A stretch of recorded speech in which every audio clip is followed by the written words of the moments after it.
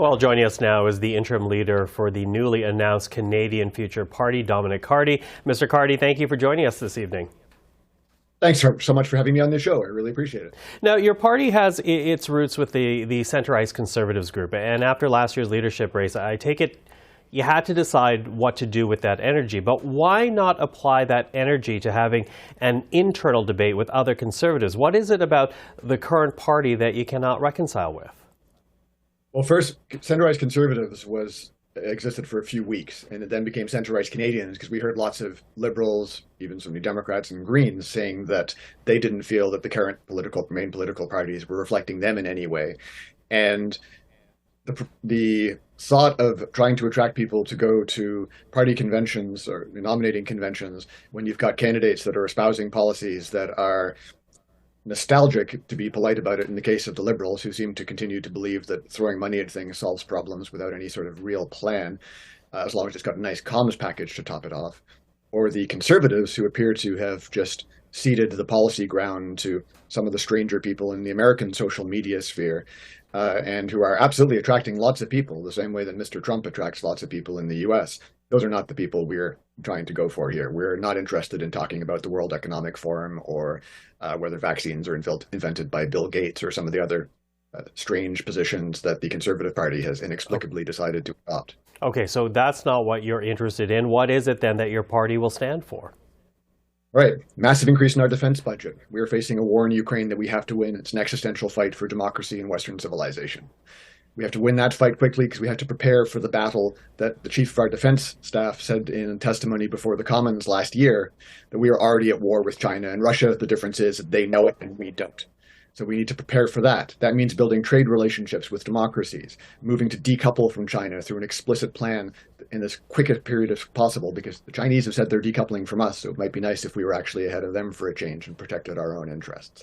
When it comes to things like on domestic policy, we need to talk about immigration, saying that professional associations need to be given an extremely limited amount of time to guarantee that doctors and other medical professionals can come to Canada and have some path to get into an OR or in front of patients in whatever capacity with an extremely limited amount of time, 6 months to a year maximum. And that is something that, because we have parties that are somewhat beholden because they are connected to the people who have generally run our country, they don't want to talk about confronting the doctors because lots of the doctors are involved. I talk to lots of younger doctors who really want to see these changes because they're massively overburdened and know that people are not going to support public health care if we keep on paying 40% of our salaries in taxes and we can't actually see doctors. That is not a way to gain support for good social programs. Okay, let me jump in. So you mentioned a couple of things there, immigration, healthcare, defense, if you will.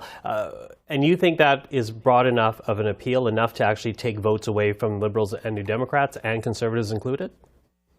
Well, we did a poll earlier this year because once we started to get pressure within the group that started off as saying we hope we don't have to have a political party. That's the founder of the Center said that would be like having 338 root canals, having to start all those riding associations. In the months since, we've realized that there is one thing worse than having 338 root canals, and it's watching the Liberals and Conservators continue to argue on TikTok about who can be more divisive and pushing people more to the extremes without offering any solutions. So we're going to have not just policies that we just quickly ran off there. We're going to have a whole comprehensive policy platform that's going to deal with, to take another example, that's something we never talk about, never hear it in federal politics. We've had all this discussion about censoring Facebook and not censoring Facebook, it's big tech. What are we doing about the social media algorithms themselves? Those are things that are the secret private property of social media companies. They have an enormous influence on the world that we experience as we live increasingly online. We need to have a conversation about what regulations should be in place so that algorithms aren't imposed on Canadians without their consent or knowledge. Okay, historically, I have to jump in, excuse me, because, historically you do face an uphill battle. The People's Party has yet to elect an MP. It took the Green Party, nearly 30 years before it elected an MP in Elizabeth May. Does your party, newly formed, have the staying power for that kind of timeline? You can never say those things in advance, right? I mean, I totally agree with you. It is absolutely a huge mountain to climb. We were in a first past the post electoral system. By the way, one of our policy platforms is to move to a modified mixed member representation system, not to have that be something that we discuss endlessly, but to have the model in our platform. And if we're elected, we put it in place, full stop. Doesn't require anything else than a decision of the Canadian public to change the system.